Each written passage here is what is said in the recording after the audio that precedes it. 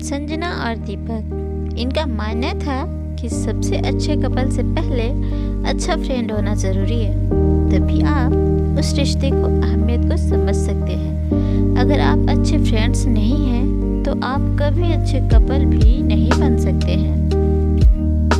और इनकी इसी सोच की वजह से वो अपने क्लास के ही नहीं बल्कि पूरे स्कूल की सबसे अच्छे कपल थे।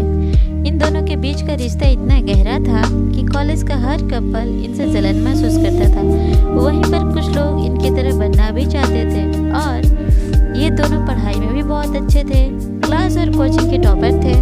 संजना और दीपक दोनों की लाइफ बहुत ही अच्छी थी। दोनों की फैमिली एजुकेटेड थी, घर पर भी सब बहुत प्यार करते थे और ये अपनी फैमिली की बहुत रिस्पेक्ट भी करते थे। लेकिन हमेशा एक दूसरे को खोने का डर भी लगता था क्योंकि संजना के पापा का ट्रांसफ़र होने वाला था, जिससे कि दोनों परेशान थे। संजना के घर वालों को दीपक के बारे में और दीपक के घर वालों को संजना के बारे में पता नहीं था। एक दिन जब दीपक के पापा ऑफिस जा रहे थे तभी रास्ते में उनका एक्सीडेंट हो गया और दीपक के घर हॉस्पिटल से फ़ोन आया और वे लोग हॉस्पिटल चले गए। उसी दिन संजना के पापा का ट्रांसफ़र हो जाता है और उन्हें अर्जेंट दूसरी जगह ज्वाइन भी करना होता है, जिससे संजना को ये सब दीपक को बताने का मौका नहीं मिल पाता है। और जब वो कॉलेज जाती है तो वहाँ पर दीपक नहीं होता है और जब वो दीपक के घर जाती है तो वहाँ पर भी कोई नहीं होता है, जिससे दीपक को ये सब नहीं बता पाती है। और इन सबसे अनजान दीपक जब अपने घर और कॉलेज जाता है तो उसे पता चलता है कि संजना के पापा का ट्रांसफ़र हो गया है और कोई नहीं जानता कि कहाँ हुआ है। और इन सब से दीपक टूट जाता है और उसके घर वाले ये देखकर उसे विदेश पढ़ने के लिए भेज देते हैं और दीपक संजना को भूलने के लिए चला भी जाता है और वो पढ़ाई ख़त्म करके वहीं पर नौकरी करने लग जाता है और वहीं पर सेटल भी हो जाता है। फिर एक दिन उसके घर उसके एक दोस्त के साथ का कार्ड आता है और जब उसके घर वाले उसे ये बताते हैं तब वो आने से साफ इनकार कर देता है। लेकिन बाद में वो अपने फैमिली के रिक्वेस्ट पर चला आता है क्योंकि वो 8 साल से घर नहीं आया था। वो आता है, वो शादी में भी जाता है, लेकिन वो किसी को पहचान नहीं रहा था।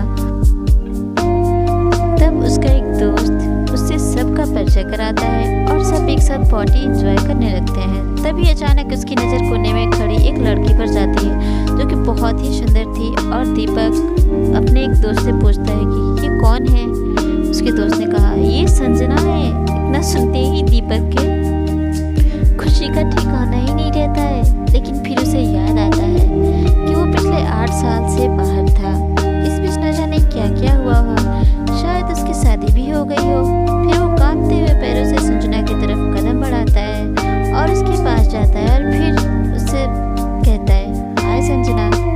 मन में ये सोचते हुए कि शायद उसकी शादी ना हो गई हो। संजना सॉरी, मैं आपको नहीं जानती।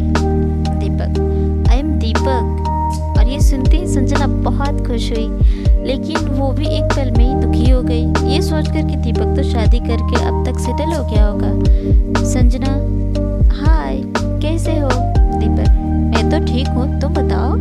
संजना मैं भी ठीक हूँ, तुम यहाँ कैसे। दीपक शायद तुम भूल रही हो कि वो मेरा भी दोस्त है। संजना सॉरी, मेरा मतलब तुम तो इंडिया में नहीं रहते हो ना। दीपक हाँ, लेकिन शादी के लिए आया हूँ। अच्छा तुम्हारे हस्बैंड कहाँ हैं। डरते हुए कहीं उसकी शादी हो न गई हो और वो अपने हस्बैंड से परिचय न करा दे। संजना है, मेरा कोई हस्बैंड नहीं है और मेरी अब तक शादी भी नहीं हुई है। अब जाके उसकी जान में जान आई और वो बहुत खुशी हो गया और खुशी के मगर कुछ बोल ही नहीं पाया। संजना और तुम्हारी वाइफ कहाँ है।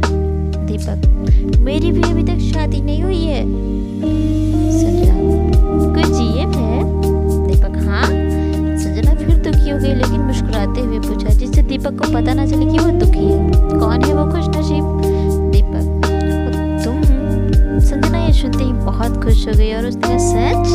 दीपक हाँ, अब भी मैं तुमसे प्यार करता हूँ। दोनों के दिल में कहीं ना कहीं ये उम्मीद थी कि कभी ना कभी वो एक दूसरे से